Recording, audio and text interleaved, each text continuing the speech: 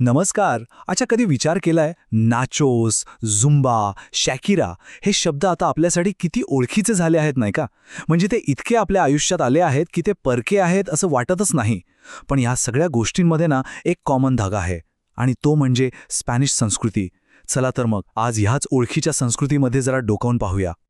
आता विचार करा, आपण मित्रांसोबत एखाद्या कॅफेमध्ये बसलोय आणि सहज तोंडून येतं, एक नाचोस विथ साल्सा मागूया का?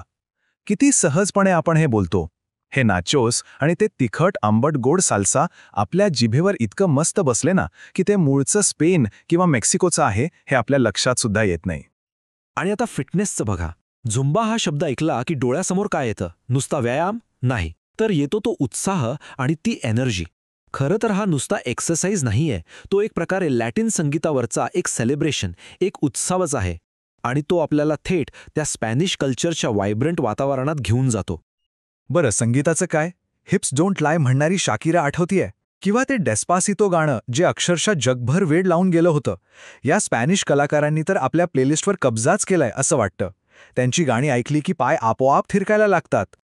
इतकंच काय, आपल्या ट्रॅव्हल प्लॅन्समध्ये, आपल्या स्वप्नांमध्ये सुद्धा स्पेन कुठेतरी असतंच.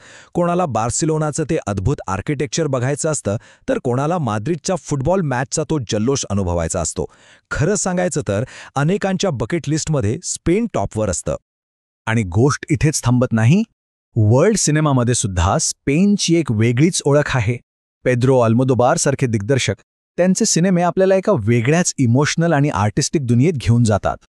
तर मग हे सगळं म्हणजे खाणं-पिणं, नाच-गाणं, फिरणं आणि सिनेमे या सगळ्या वरवर वेगळ्या दिसणाऱ्या गोष्टी आहेत. पण या सगळ्यांना जोडणारा एक समान दुवा आहे. तो नेमका काय असेल? हे सगळे जे संवाद आहेत, हे अनुभव आहेत, ते आता आपल्या आयुष्याचा एक भाग बनले आहेत. पण आपण कधी थांबून विचार केलाय का की ह्या सगळ्यांना एकत्र बांधून ठेवणारी ती एक गोष्ट कोणती आहे? तो दुवा आहे स्पॅनिश भाषा आणि त्याभोवती असलेली ती समृद्ध, व्हायब्रंट संस्कृती. हो, याच गोष्टी आपल्याला थेट स्पॅनिश बोलणाऱ्या देशांशी आणि त्यांच्या त्या एनर्जेटिक लाईफस्टाईलशी कनेक्ट करतात. आता साहजिकच आहे, ज्या कल्चरबद्दल आपल्याला इतकं आकर्षण आहे त्या भाषेबद्दल पण कुतूहल वाटणारच, नाही का? मग मनात प्रश्न येतोच की ही स्पॅनिश भाषा नक्की आहे तरी कशी? शिकायला सोपी आहे की खूप अवघड? चला, याच प्रश्नाचं उत्तर शोधूया. आणि ह्याचं उत्तर ऐकून कदाचित आश्चर्य वाटेल.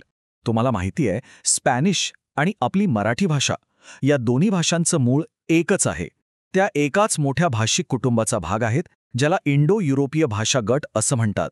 आणि ह्याच नात्यामुळे त्यांच्यात एक बेसिक साम्य आहे. म्हणूनच मराठी बोलणाऱ्यांसाठी स्पॅनिश शिकणं हे अपेक्षेपेक्षा खूप सोपं होऊन जातं. विश्वास बसत नाहीये? बरं, हे काही शब्द बघा. आपण म्हणतो हॉटेल, ते म्हणतात ओतेल. आपण म्हणतो रेस्टॉरंट, ते म्हणतात रेस्ताउरांते. आणि सिनेमाला ते म्हणतात सिने. ऐकलं? म्हणजे हे शब्द फक्त ओळखीचेच नाहीयेत, तर त्यांचे उच्चार करणं सुद्धा आपल्यासाठी किती सहज सोपं आहे. ठीक आहे, शब्दांचं तर सोपं आहे, पण व्याकरणाचं काय?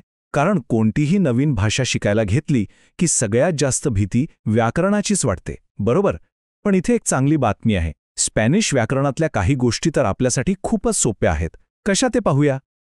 आता आपल्या मराठीत बघा, कर्त्याचं लिंग बदललं की क्रियापद बदलतं.